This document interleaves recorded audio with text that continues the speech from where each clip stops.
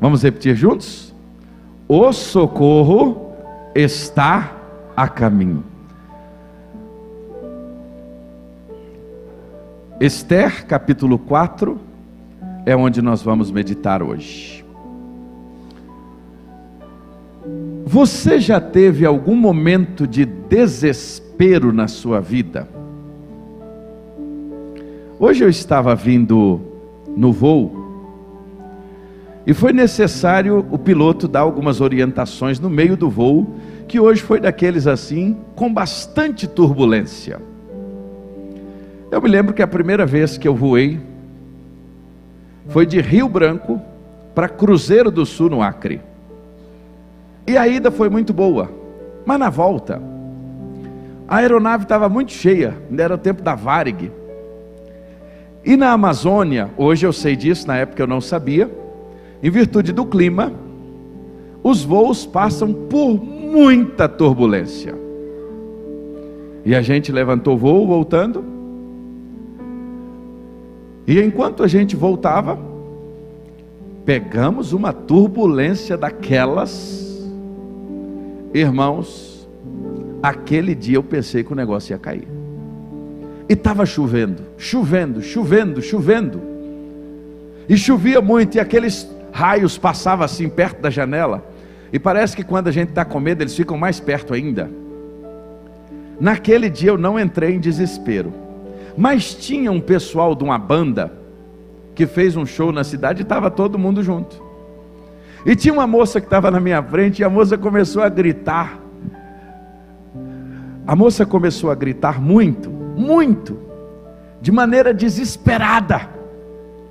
E eu me lembro que ela dizia assim: a gente vai cair, a gente vai morrer.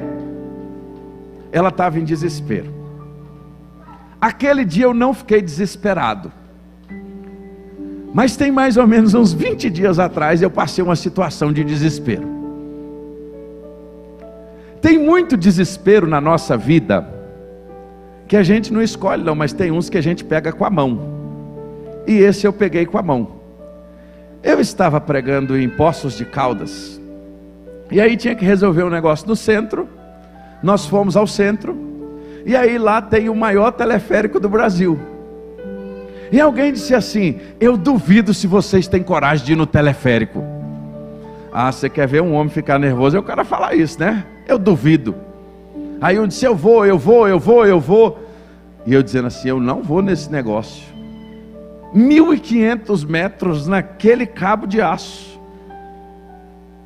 Uma caixinha que parecia uma caixinha de fósforo. E disse: como é que roda nesse negócio? Sobe aí. E ele vai. Vou, não vou, vou, não vou, vou, não vou. Tem que ir. Irmãos, eu não quero te desanimar não. Mas eu devia ter descido antes daquele negócio ter começado. Irmão Cardoso, o dicionário define a palavra desespero como o estado de consciência que julga uma situação sem saída. Olha como é que o dicionário define desespero. O dicionário define: desespero, irmã Shirley, é um estado da nossa consciência que a gente está envolvido, que não tem saída. Aí você entra em desespero. Rafael, quando aquele negócio começou a subir, que eu notei que eu não tinha saída, irmão Jader, você fica rindo, né, pastor Jonatas? É bom rir assim, né? Aí eu botei a mão, era 2 bancos. E aí eu estava com um parceiro. Meu parceiro ficou mais nervoso do que eu.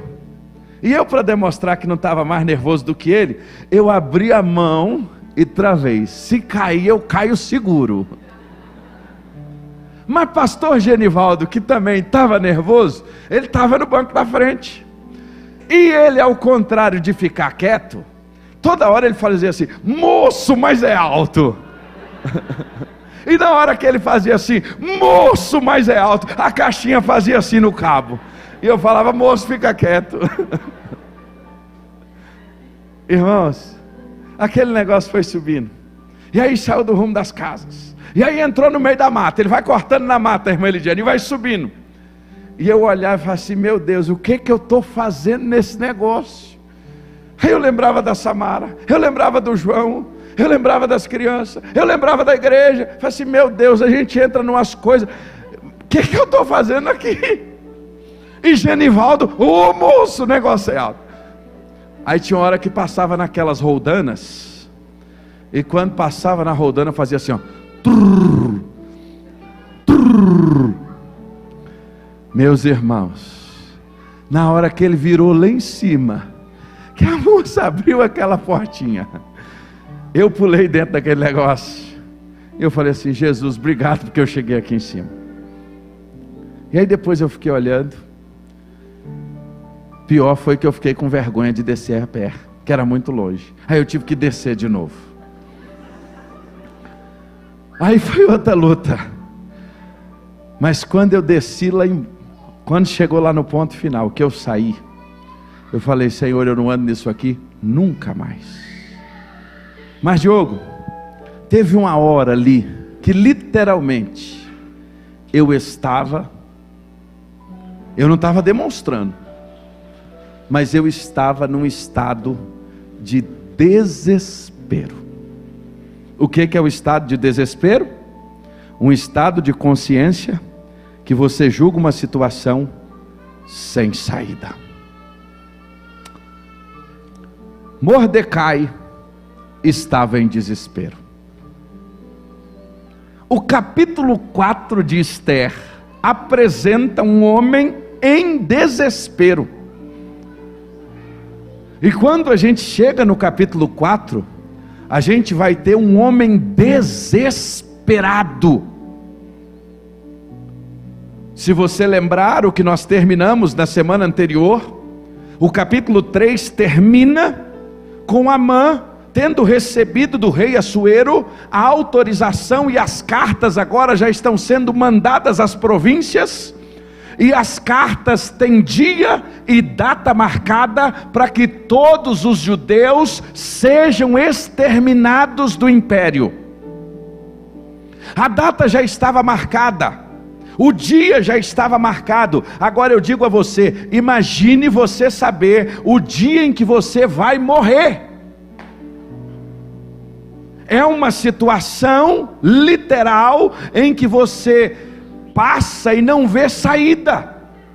E por isso o estado de desespero de Mardoqueu, o decreto já tinha acontecido. E aí o capítulo 2, 4, ele começa assim: quando Mordecai ou Mardoqueu, que é a mesma pessoa, soube que tudo havia passado. E aí eu queria que você acompanhasse aí na sua Bíblia. Ele rasgou as suas roupas, se cobriu de pano de saco e de cinza, e saiu pela cidade, clamando em alta voz, e soltando gritos, de quê? De quê, irmãos? De quê que ele soltava gritos? Amargura ou pavor? Como é que está a sua versão? Amargo clamor. Na minha versão está gritos de amargura. Imagine agora quem era Mardoqueu. Ele era alguém conhecido no palácio, ele era alguém conhecido na cidade de Suzã. Em outras palavras, ele era o pai da rainha. Ele era aquele que criou a rainha Esther, mesmo sendo seu primo, mas ele tinha essa função de paternidade. E esse homem agora, conhecido pela sociedade, conhecido pelos comerciantes, conhecido por todos, ele veste um traje rudimentar, porque aqui o texto diz que ele se vestiu ele se cobriu de saco e cinza. São duas coisas. A roupa de saco, ela só era usada em contexto fúnebre. Ela era para quê? Para transmitir às pessoas a dor que estava no coração. Então quando alguém se vestia de saco, em outras palavras, ele estava dizendo: eu estou extremamente amargurado. Ele se então lambuza-se de cinza, um traje rudimentar, e ele sai pelas ruas com essa vestimenta, gritando em voz alta. Agora eu te digo, imagine ele gritando em voz alta. Imagine esse grito lamorioso dele. Imagine o pai da rainha, um funcionário do palácio, gente de alto escalão, agora na rua gritando, com o rosto cheio de fuligem, com roupas fúnebres. Pode imaginar isso? E não era um grito qualquer, irmão bispo, era um grito de amargura. A amargura grita. E ele estava gritando pelas ruas, e ele gritava, e diz o texto, aí a partir do verso 4, que a rainha ficou muito aflita. Esté então toma conhecimento do que estava acontecendo, Esté passa a saber o que estava acontecendo. E aí é interessante, que quando Esther, versículo 4, passa a saber, ela pega e manda o que para Mardoqueu? Quem está acompanhando aí? Manda o que? Roupa. Mais ou menos assim. Será que ele ficou doido? Eu vou logo mandar uma roupa para ele, eu vou trocar ele de novo e botar ele bonitinho, porque senão eles vão descobrir quem a gente é. Imagine, até agora nós conseguimos passar todo esse tempo aqui na Pérsia, sem que as pessoas saibam quem nós somos, e agora o meu pai ou o meu primo literalmente está desse jeito. Deixa eu mandar uma muda de roupa nova para ele. Então a rainha ficou aflita e mandou Mordecai, mandou roupas para ele, para que ele tirasse a vestimenta de saco. Mas interessante, ele não aceita, ele não recebe aquele presente. E aí o que acontece? Se Esther e Mordecai tivessem um WhatsApp, lá em cima ia estar o tempo todo assim, escrevendo, já viu? Quando você começa a trocar mensagem com alguém, que sempre está lá assim, escrevendo, porque Júlia, era mais ou menos assim, vup, vup, vup, vup. Já viu quando você está conversando com alguém? Ó, escrevendo, e aí eu fico imaginando que o WhatsApp de Esther e o WhatsApp de Mordecai estava assim, escrevendo,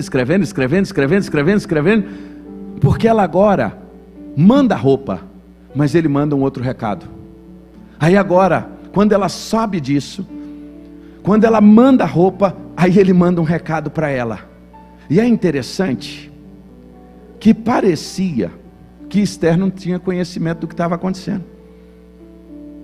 O entendimento que dá na gente no texto é que quando Mardoqueu manda para Esther uma cópia do decreto, e ele implora a ela, o que? Esther, que você possa interceder por nós, que você possa pedir ao rei por nós. Aí Esther, escrevendo, Júlia, ela vai lá no WhatsApp dela e escreve, e manda uma mensagem para Mardoqueu.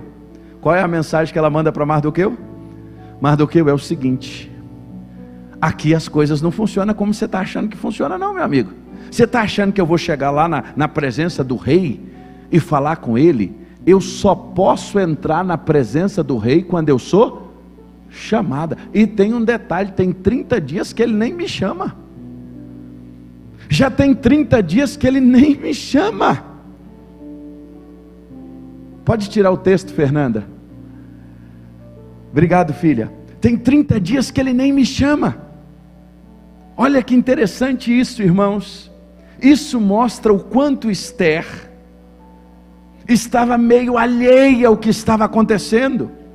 E ela diz assim: se eu for lá e me dirigir a ele, ele pode o quê?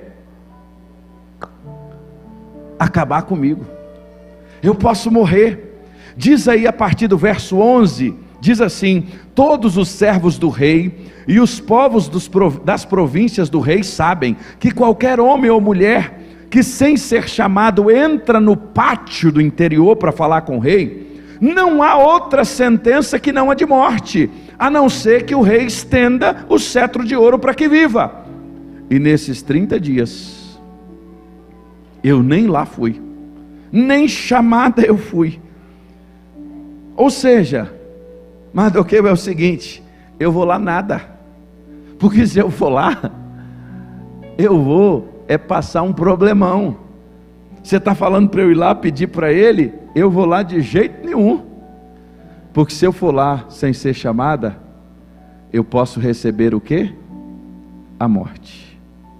Agora é interessante que a partir daqui o tom do Mardoqueu muda. Se você está acompanhando na Bíblia, você vai anotar e ver que a partir então da resposta de Esté, a resposta de Esté é transmitida a Mardoqueu, ou a Mordecai, verso 12, então ele pede na mesma hora, escrevendo, que responda a quem? A Esté. Aí olha a resposta dele, que é o texto-chave do livro. Não pense que é por você estar no palácio do rei, que você será a única entre todos os judeus que conseguirá escapar.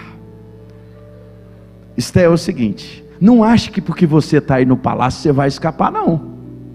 Porque, olha o verso 14, se você ficar calado agora, de outro lugar virá o quê? O socorro. De outro lugar virá o livramento, diz a palavra de Deus. Mas você e a casa do seu pai perecerão. Mas será, se não foi para um tempo como esse, que Deus colocou você aí?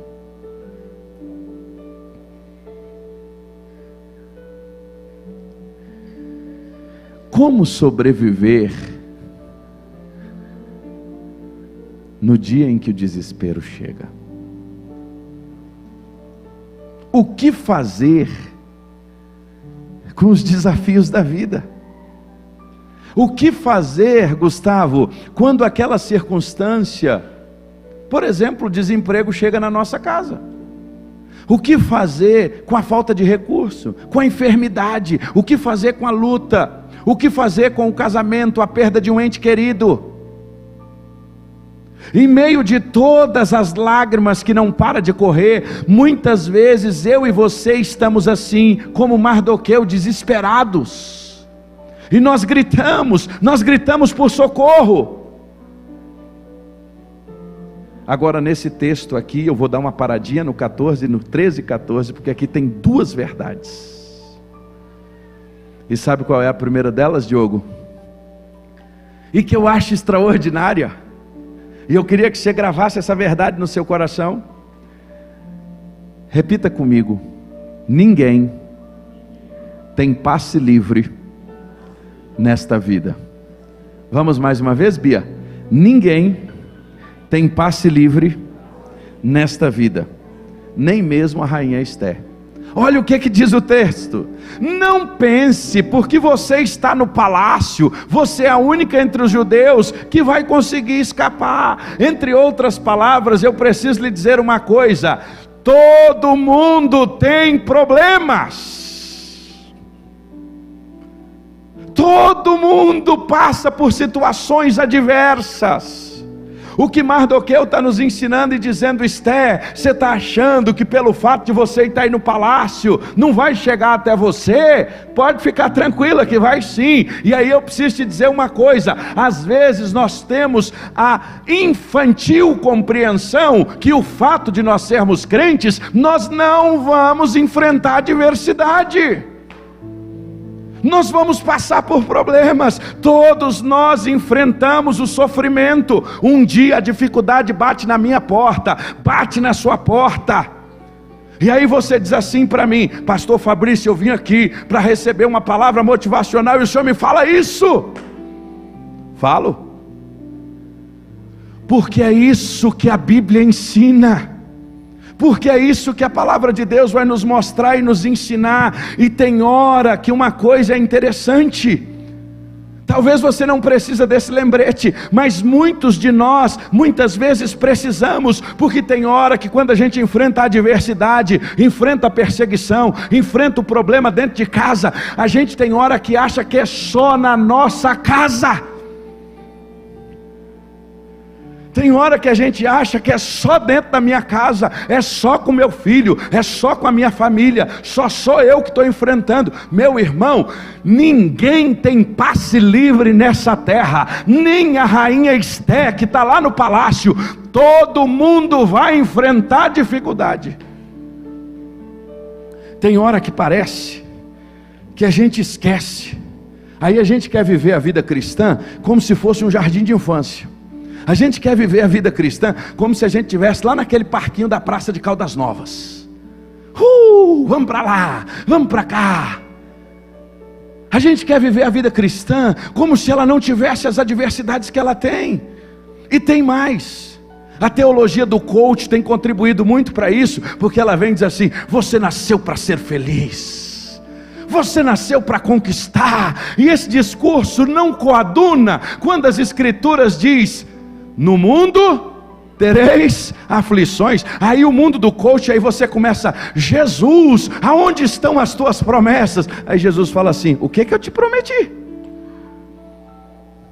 O que eu prometi para você? O que eu disse para você foi o seguinte: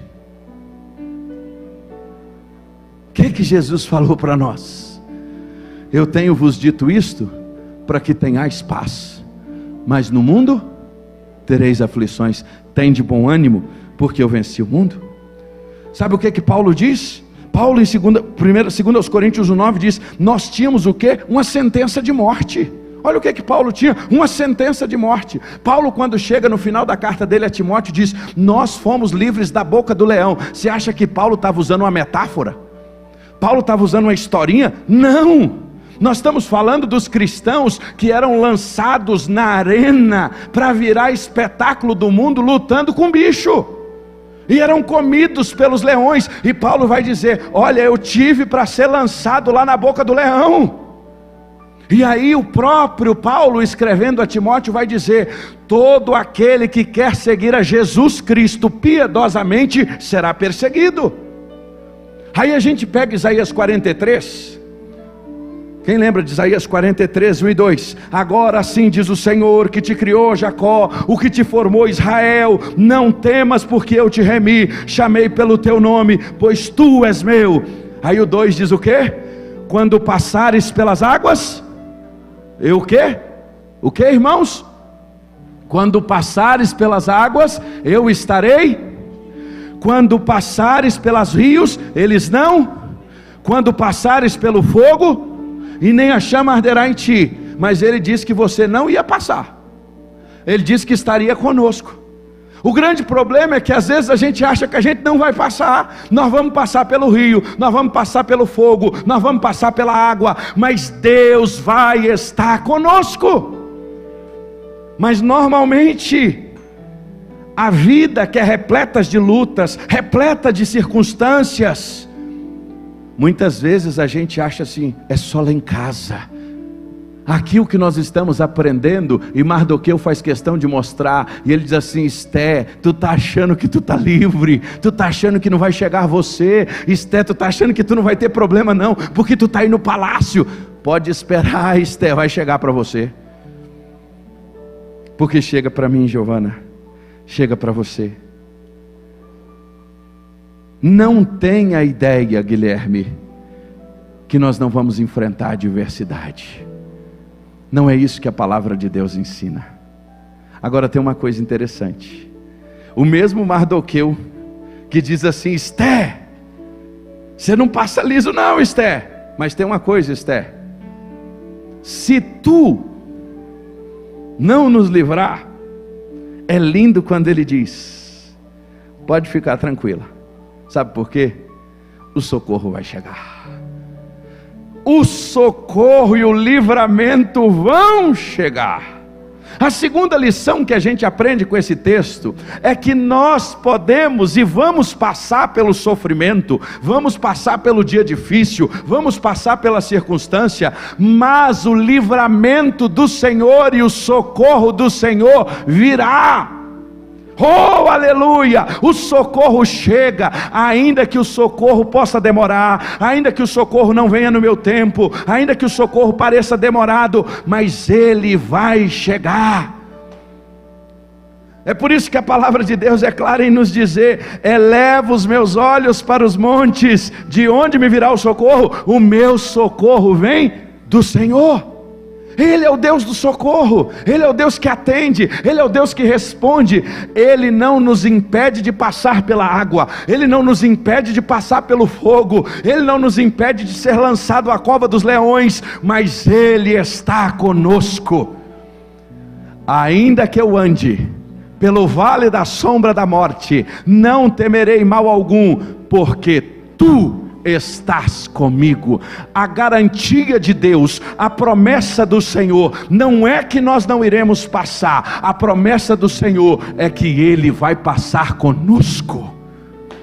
E se Ele está comigo, se Ele está conosco, eu preciso de mais o quê? Nada.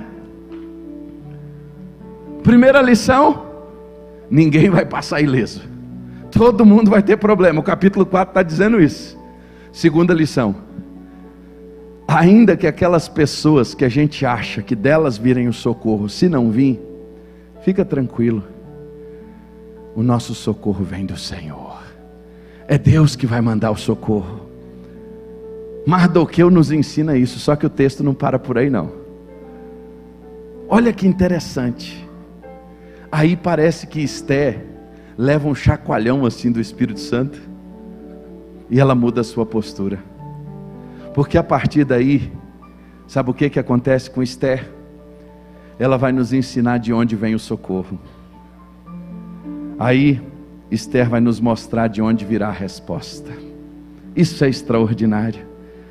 Verso 16: vai, ajunta todos os judeus que se acharem em Suzã, e jejuai por mim, e não comais e nem bebais durante quanto tempo? 3 dias, nem de dia, nem de noite. Aí ela diz assim: eu e as minhas servas também assim o quê? Jejuaremos, e assim eu irei ter com o rei, ainda que não seja segundo a lei. Se eu morrer, morri, se eu perecer, pereci. Uau! Olha essa resposta de Esther. Olha a mudança da postura de Esther. E uma coisa me chama muita atenção aqui, irmãos, porque assim como desânimo contagia, fé também contagia.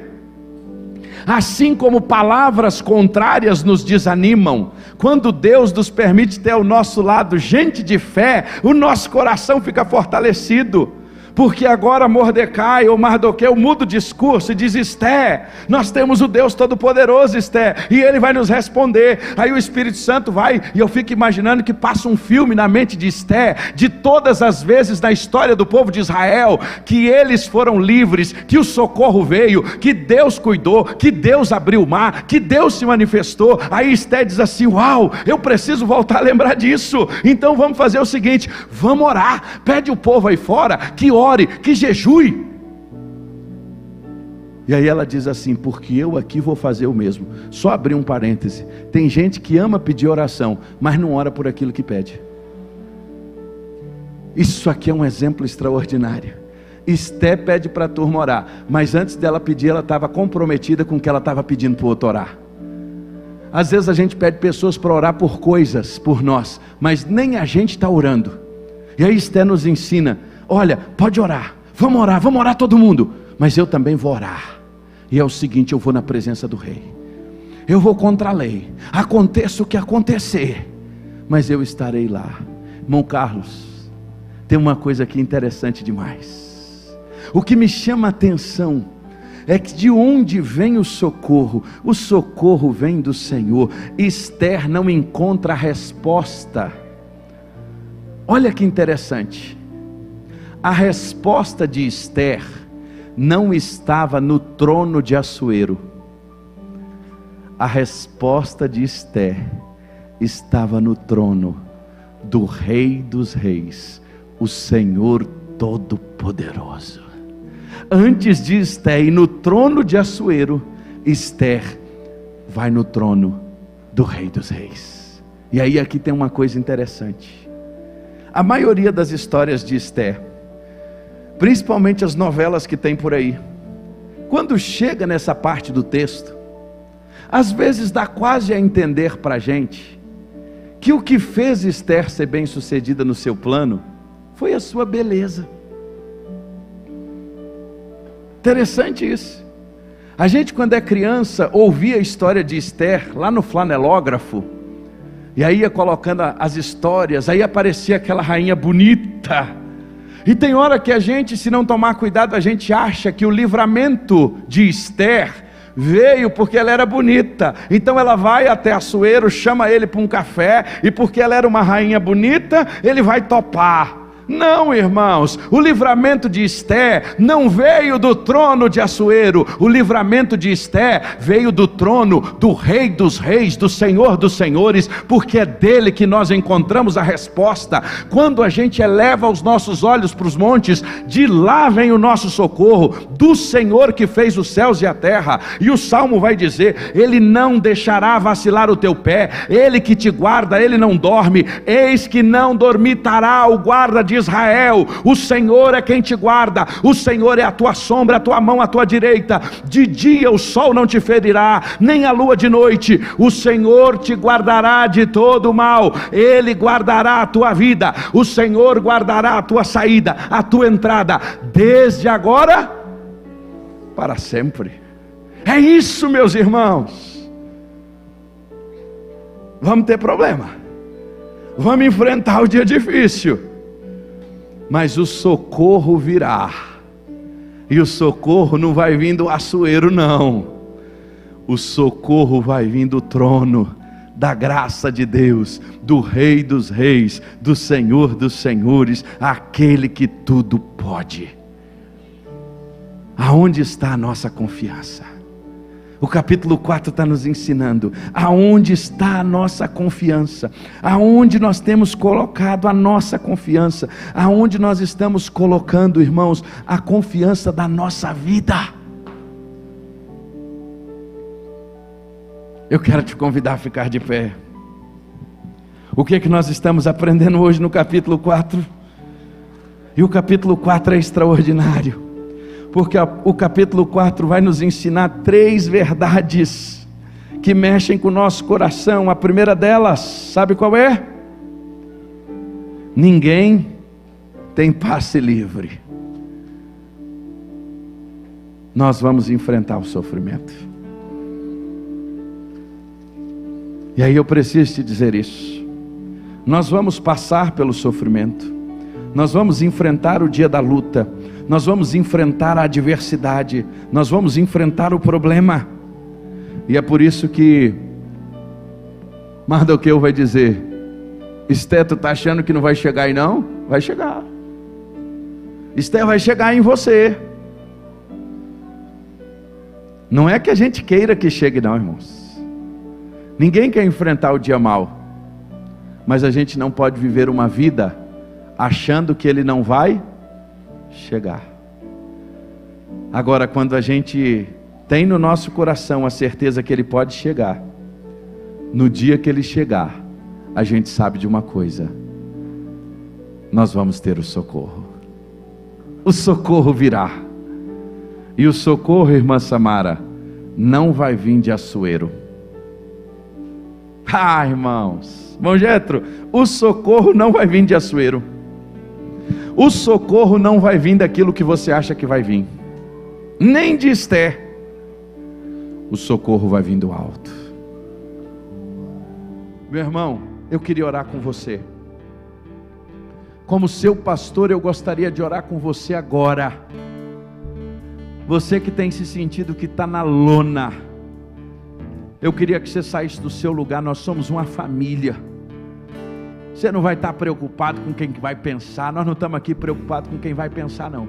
Eu queria que você saísse do seu lugar e viesse ajoelhar comigo aqui, no altar do Senhor, nessa noite, dizendo assim: Deus, eu não sei mais o que fazer, eu não tenho a resposta não. E hoje, Senhor, eu estou dizendo a Ti, Deus, eu preciso de um milagre, eu preciso de um socorro, eu preciso, Deus, daquela resposta que só o Senhor pode dar.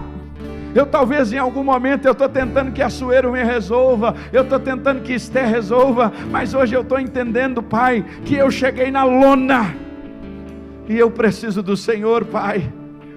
Deus, e hoje eu estou entendendo, Pai, que eu careço de uma resposta que só o Senhor pode me dar, mas hoje eu estou fazendo como Esté, eu estou indo para a oração, eu estou indo para o jejum, eu estou indo para a busca, porque o Deus do céu Todo-Poderoso, Ele é aquele que pode mudar a história, Santo de Israel, o Deus Todo-Poderoso, aquele que no terceiro dia venceu a morte e hoje está vivo, e hoje Ele está dizendo para nós: eu estou com você, eu estou contigo, você não está sozinho, você vai passar pelo fogo, mas eu estarei com você, você vai passar pela água, mas eu estarei com você, você vai passar pelo dia difícil, vai passar, mas eu estou com você. Você não está só, ainda que eu ande pelo vale da sombra da morte, não temerei mal algum, porque tu estás comigo. Jesus, e a tua graça nos basta, e o teu amor nos aperfeiçoa na fraqueza. Deus, nós estamos fracos, Deus, nós chegamos do fundo do poço, e nós hoje estamos dizendo: socorre Deus, socorre Deus a nossa vida. Deus, tu sabe o que os teus servos estão aqui. Deus, os teus servos estão aqui hoje clamando por um milagre, porque aos olhos humanos, Pai, aos olhos humanos, nada mais pode ser feito, ó Deus, mas a tua palavra nos diz que se nós clamarmos ao Senhor, o Senhor atende o clamor do teu povo. Deus, o Senhor não está mais naquela cruz. Hoje nós celebraremos a ceia de um Cristo ressurreto, e nós estamos aqui porque o Senhor está vivo, e nós cremos no teu poder, Senhor, nós cremos na tua palavra. Mas, Pai, muitas vezes nós olhamos para o vento, nós olhamos para o fogo, e nós deixamos de olhar para o sobrenatural, e o cansaço, a luta, o problema, a dor nos desmotiva. Mas hoje, Pai, nós pedimos ao Senhor: tem misericórdia de nós, perdoa Deus, perdoa Senhor, toma a nossa vida nas tuas mãos, Pai, e nós confiamos no Senhor. Pai, nós estamos na lona, nós já batemos a mão, Pai, e estamos pedindo por socorro. Socorre, socorre, Pai, socorre o teu povo. O nosso socorro vem do Senhor, Pai, o nosso socorro vem do Senhor.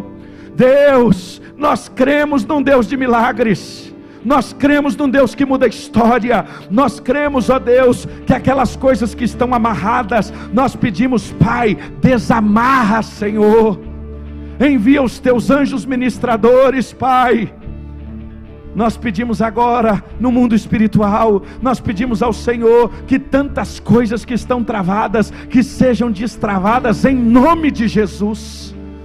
Nós pedimos que o Senhor abençoe o seu povo, com poder, com graça, com misericórdia, e que cada um, ó Deus, que nessa noite está de joelhos aqui, receba do bálsamo do teu Santo Espírito agora. Ó Espírito Santo, venha sobre nós, nos enche Espírito, nos enche Espírito Santo, nos enche Espírito Santo, mortifica a nossa carne, perdoa os nossos pecados, santifica a nossa vida. Espírito Santo, nos enche. O Senhor é o Consolador. Ó Deus, quantos de nós estamos aqui de joelhos precisando de consolo? Afofa o travesseiro, Deus, traz cura, Senhor, para os enfermos. Pai, eu te peço por cura nesta noite, eu te peço por portas abertas, por destravamento de negócios, eu te peço por salvação na família, eu te peço por restauração de casamentos. Eu te peço, ó Deus, por cura do coração, cura da alma. Pai, o Senhor está aqui neste lugar, o Senhor está aqui conosco, Espírito Santo. Obrigado, Senhor, por esta noite, e nós já vamos levantar olhando para o alto, porque do alto virá o nosso socorro, do alto virá o nosso socorro, e nós já queremos te glorificar, porque ao Senhor pertence a glória. É a nossa oração, em nome de Jesus, amém. Eleva os meus olhos para os montes, de onde me virá o socorro? O meu socorro vem do Senhor, que fez os céus e a terra.